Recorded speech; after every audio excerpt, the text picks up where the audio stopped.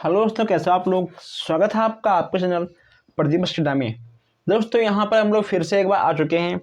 यहाँ पर दोस्तों हम लोग देखने वाले हैं प्रैक्टिस नंबर 9। दोस्तों यहाँ पर हम लोग आज फिर से बाल विकास के 30 अति महत्वपूर्ण प्रश्न देखने वाले हैं। 30 में से आपको 25 प्रश्न करके दिखाना है।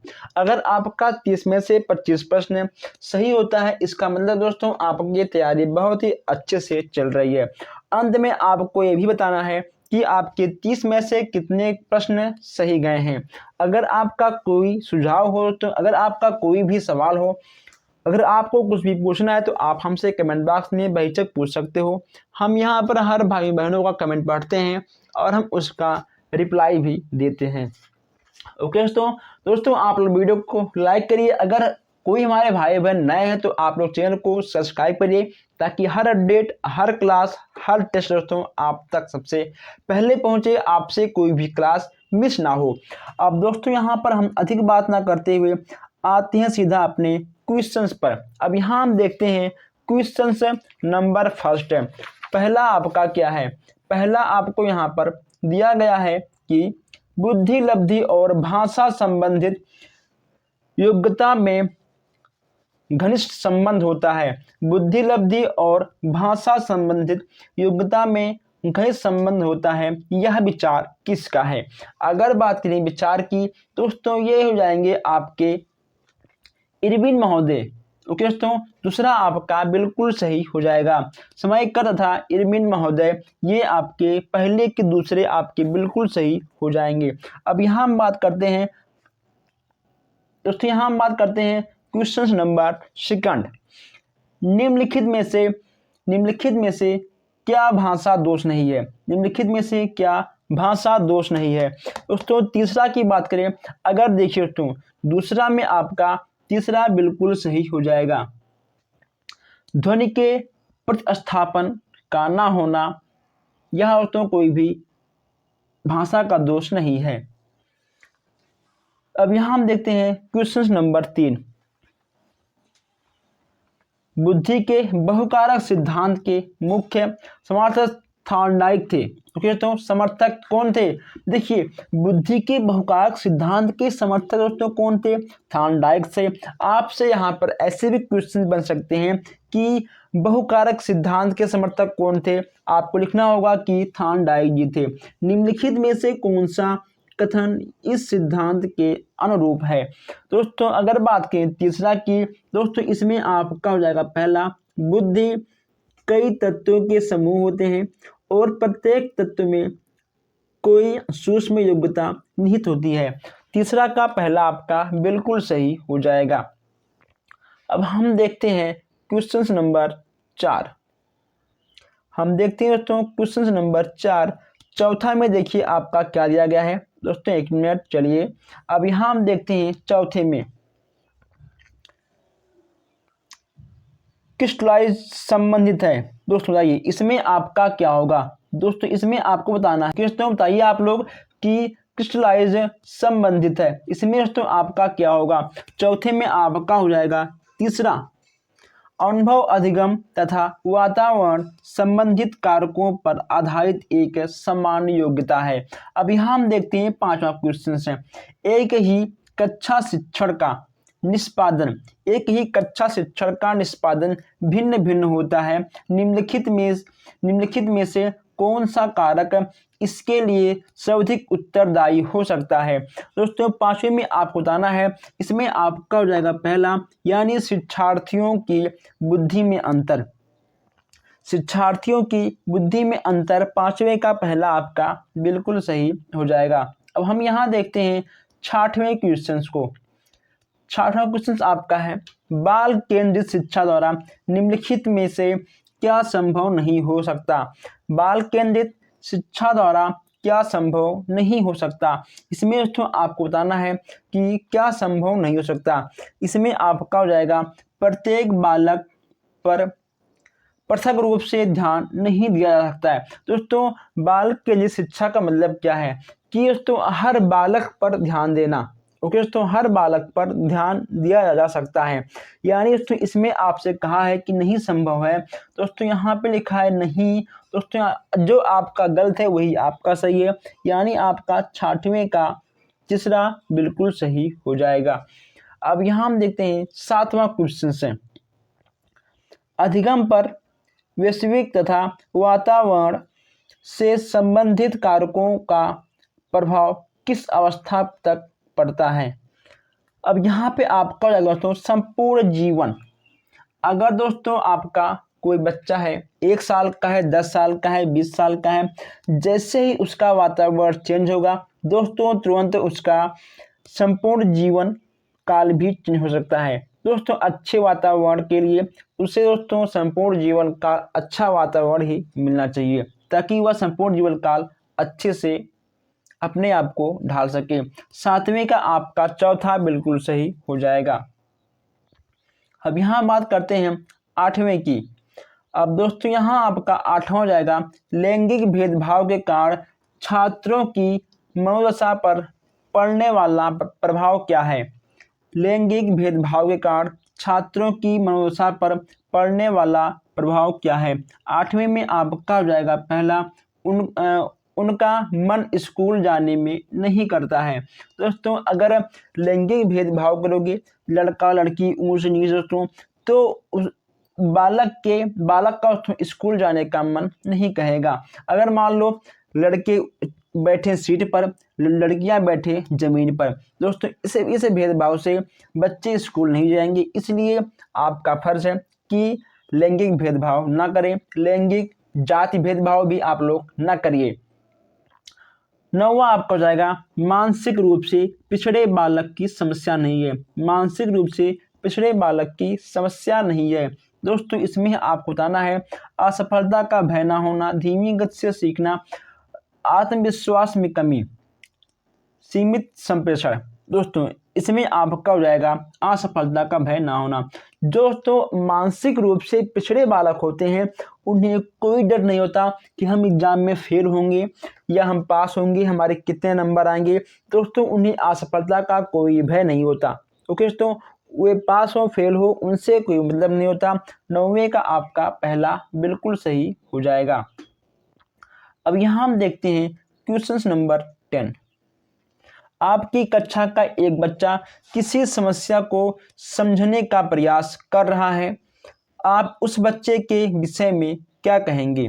आप उस बच्चे के विषय में क्या कहेंगे। इसमें आपका तीसरा बिल्कुल सही हो जाएगा। बच्चे में वैज्ञानिक सोच का विकास हो रहा है। ओके दोस्तों, अगर कोई बच्चा समझने का प्रयास कर रहा है दोस्तों, अगर मान लो कोई बच्चा आपसे कुछ पूछ रहा है, तो इसका मतलब दोस्तों वह उस चीज़ों को जानने का जिज्ञासा रख रहा है और वह वैज्ञानिक सोच का विकास भी कर रहा है। 10वें का आपका तीसरा बिल्कुल सही हो जाएगा। अब यहाँ हम देखते हैं क्वेश्चन नंबर 11। दोस्तों हम लोग 10 क्वेश्चंस कर चुके हैं, लेकिन अभी तक आप लोग वीडियो को लाइक नहीं किए हो। आप लोग वीडियो को लाइक करिए, शेयर करिए। अगर आपके कोई सवाल हो तो आप हमसे कमेंट बॉक्स में बेहिचक पूछ सकते हो। 11वां आपका है, शिक्षार्थियों के मूल्यांकन के लिए समानता निबंधात्मक प्रश्नों का प्रयोग किया जाता है। इस प्रकार के प्रश्नों की सबसे बड़ी खामी क्या है। सबसे बड़ी खामी दोस्तों क्या है। 11वां में आपका हो जाएगा पहला, यानी इन प्रश्नों को वस्तुनिष्ठ एवं विश्वनिष्ठता की कमी होता है। 11वें में आपका पहला बिल्कुल सही हो जाएगा। 12वां देखते हैं, आप एक शिक्षक के रूप में नियुक्त होकर किसी विद्यालय में जाते हैं। आप विद्यार्थियों की क्षमताओं को समझने के लिए निम्नलिखित में से किस क्षेत्र का चुनाव करोगे। सामाजिक शिक्षा, समाजशास्त्र, मीडिया मनोवैज्ञानिक या फिर तो शिक्षा मनोवैज्ञानिक। इन चारों में से आप क्या करोगे। दोस्तों शिक्षा मनोवैज्ञानिक। दोस्तों शिक्षा मनोवैज्ञानिक से ही आप एक बालक के अंदर के बातों को समझ पाओगे, आप एक बच्चे के भावनाओं को समझ पाओगे, आप एक बच्चों के दिमाग को पढ़ पाओगे शिक्षा मनोविज्ञान के जरिए। 12वां में आपका हो जाएगा चौथा बिल्कुल सही हो जाएगा। अब यहाँ हम देखते हैं क्वेश्चन नंबर 13। दोस्तों अब यहाँ हम देखते हैं क्वेश्चन नंबर 13। सतत एवं व्यापक मूल्यांकन के बारे में निम्नलिखित में से कौन सा कथन सत्य है। दोस्तों 13वें की बात करें तो इसमें आपका 13वें में तीसरा आपका बिल्कुल सही हो जाएगा। इसमें विद्यार्थियों की उपलब्धियों का मूल्यांकन अंकों के रूप में क्या आता है। दोस्तों बहुत सही है, 13वें में आपका तीसरा बिल्कुल सही हो जाएगा। अब यहाँ हम बात करते हैं दोस्तों 14वें क्वेश्चन की। आप अपनी कक्षा में अधिगम की गति तेज कर सकते हैं यदि आप, दोस्तों आप अपने कक्षा में टीचिंग के लिए गए हो तो आप अपनी कक्षा में अधिगम की गति को कब तेज कर सकते हो, यही आपको बताना है। वास्तविक दुनिया के उदाहरणों को कक्षा में लाया जाए जिससे विद्यार्थी एक दूसरे से अंतःक्रिया और शिक्षक उस प्रक्रिया को सुगम बनाए। दोस्तों अगर हम बच्चों को उनके वास्तविक दुनिया, वास्तविक जीवन से जोड़कर अगर दोस्तों हम कुछ भी पढ़ाएंगे, सिखाएंगे, समझाएंगे तो बच्चे उस चीज़ को जल्दी कैच कर लेंगे और वो समझ भी जाएंगे। दोस्तों इससे हम लोग अपने अधिगम को थोड़ा तेज भी कर सकते हैं। यानी आपका 14वें का पहला बिल्कुल सही हो जाएगा। अब यहाँ हम देखते हैं क्वेश्चन नंबर 15। 15वां देखते हैं हम लोग यहाँ पर।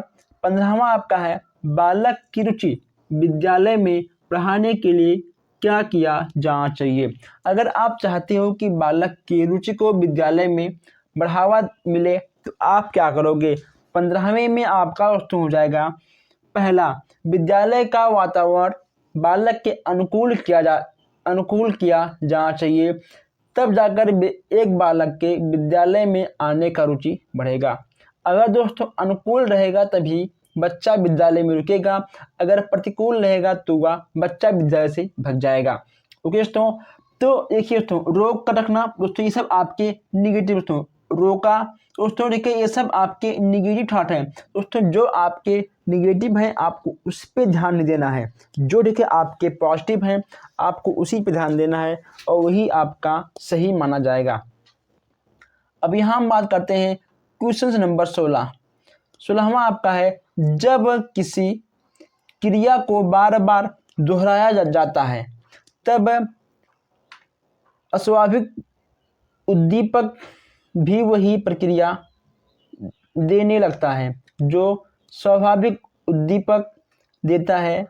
यह अधिगम का निम्नलिखित में से कौन सा सिद्धांत है। दोस्तों अगर देखिए बात करें सिद्धांत की, दोस्तों यह हो जाएगा आपका शास्त्रीय अनुबंधन सिद्धांत है। ओके दोस्तों 16वें का आपका दूसरा बिल्कुल सही हो जाएगा, शास्त्रीय अनुबंधन का सिद्धांत है। 17वें क्वेश्चन की हम बात करते हैं। आप अपनी कक्षा के शिक्षार्थियों को पूरी कक्षा में कहीं पर भी बैठने की अनुमति दे देते हो। उनमें से कुछ छात्र समूह बनाकर बैठते हैं तथा कुछ छात्र चुपचाप बैठकर अपने आप पढ़ते हैं, परंतु आपकी कक्षा के कुछ शिक्षार्थियों के अभिभावकों को यह पसंद नहीं आता। इस स्थिति में क्या तरीका बेहतर होगा। दोस्तों आप एक टीचर हो, आपने बच्चों से बोल दिया है कि आप लोग कहीं पर भी बैठ सकते हो। कुछ बच्चे समूह बनाकर बैठते हैं, कुछ बच्चे दोस्तों अकेले बैठकर पढ़ते हैं चुपचाप। दोस्तों कुछ बच्चे कहीं अलग जाके पढ़ते हैं और जो बच्चों के माता पिता हैं वो देखते हैं तो उन्हें अच्छा नहीं लगता है। इस हालत में आप क्या करोगे। दोस्तों आपको करना होगा कि अभिभावकों को शिक्षक पर विश्वास व्यक्त कर समस्या पर चर्चा करनी चाहिए। 17वें आपका दूसरा बिल्कुल सही हो जाएगा। अब हम यहाँ चलते हैं, देखते हैं 18वां क्वेश्चन से। 18वां क्वेश्चन आपका है जब किसी किशोर में किसी वस्तु, समस्या या परिस्थिति के लिए निजी स्तर पर निर्णय लेने की क्षमता का विकास परिपक्व होने लगता है तो इस विकास को क्या कहते हैं। इस विकास को कहते हैं संज्ञानात्मक विकास। 18वें का आपका दूसरा बिल्कुल सही हो जाएगा। 19वां हम देखते हैं, आपकी कक्षा का एक विद्यार्थी पढ़ने में बहुत तेज है। वह 7वीं कक्षा में होते हुए भी 10वीं कक्षा के विषयों को आसानी से समझ लेता है। उसकी इस वैश्विक विभिन्नता का कारण क्या हो सकता है? दोस्तों, अगर मान लो यहाँ कहीं मिल जाए आपको शारीरिक और दोस्तों जाति, इससे इसका कोई मतलब नहीं है। दोस्तों संवेग, संवेग से मतलब नहीं है। आपका दोस्तों क्या बचा? उसकी विशिष्ट योग्यता। 19वां का आपका दूसरा बिल्कुल सही हो जाएगा। अब यहाँ हम बात करते हैं क्वेश्चन नंबर 20 की। दोस्तों हम लोग 19 क्वेश्चंस कर चुके हैं, 20वें क्वेश्चंस पर पहुंच चुके हैं और अभी भी हमें वाचिंग कम दिख रहा है दोस्तों, और अभी आप लोगों ने लाइक भी नहीं किया है। जितना वाचिंग रहता है उतना लाइक नहीं रहता है। दोस्तों वीडियो को लाइक कर दीजिए, आपके एक लाइक से हमें मोटिवेशन मिलता है ताकि हम ऐसे अच्छे अच्छे क्लास आपके लिए लेके आते रहें। और जो हमारे भाई बहन नए हैं वो लोग चैनल को सब्सक्राइब कर लें ताकि हर क्लास आप तक सबसे पहले पहुँचे। 20वां आपका है, सामाजिकरण की प्रक्रिया में किसी बच्चे के सामाजिक मूल्यों और सामाजिक प्रतिमानों को सीखने की संभावना निर्भर करती है। दोस्तों 20वां में आपका हो जाएगा दूसरा, बच्चे के साथी समूह पर। 20वां का आपका दूसरा बिल्कुल सही हो जाएगा। अब यहाँ हम 21 देखते हैं, संवेगों का शिक्षा में महत्व नहीं है। संवेगों का शिक्षा में महत्व नहीं है। शिक्षार्थियों को अभ्यस्त बनाने में। दोस्तों इसमें आप 21 का आपका हो जाएगा तीसरा। दोस्तों तीसरा आपका बिल्कुल सही हो जाएगा। अब यहाँ हम देखते हैं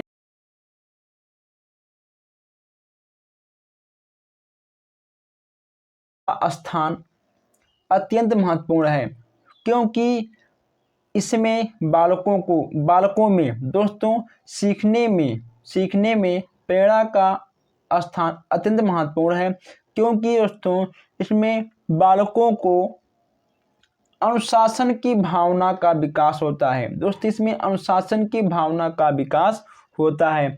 अब यहाँ हम देखते हैं 23 क्वेश्चन हैं।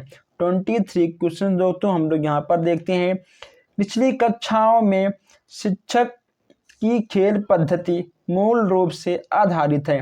23 में आपका हो जाएगा तीसरा, यानी दोस्तों विकास एवं वृद्धि के मनोवैज्ञानिक सिद्धांतों पर। विकास एवं वृद्धि के मनोवैज्ञानिक सिद्धांत पर 23 का तीसरा आपका बिल्कुल सही हो जाएगा। अब यहाँ हम देखते हैं 24 हम लोग यहाँ पर देखते हैं, किसी कक्ष में सीखने को प्रभावी करने वाला महत्वपूर्ण घटक कौन सा है? किसी कक्ष में सीखने को प्रभावित करने वाला महत्वपूर्ण घटक कौन सा है? 24 में आपका हो जाएगा चौथा, यानी कक्ष का सामाजिक वातावरण। दोस्तों 24 में आपका चौथा बिल्कुल सही हो जाएगा। अब यहाँ हम देखते हैं समावेशी शिक्षा का मुख्य उद्देश्य क्या है? दोस्तों समावेश, विशेष शिक्षा, समान व्यवस्था, वितरित व्यवस्था। दोस्तों ऐसा कुछ नहीं है। 25 में आपका हो जाएगा समावेश करना। दोस्तों हमें हर जाति के बच्चों को, दोस्तों हर बालक को एक समान शिक्षा देना पड़ेगा, एक ही छत के नीचे एक ही रूम में, वही आपका होता है समावेश। दोस्तों समावेशी शिक्षा 25 का आपका पहला बिल्कुल सही हो जाएगा। अब यहाँ हम देखते हैं 26 आपका है डैश, वे ग्रस्त बालक गणित से संबंधित समस्याएं प्रदर्शित करता है।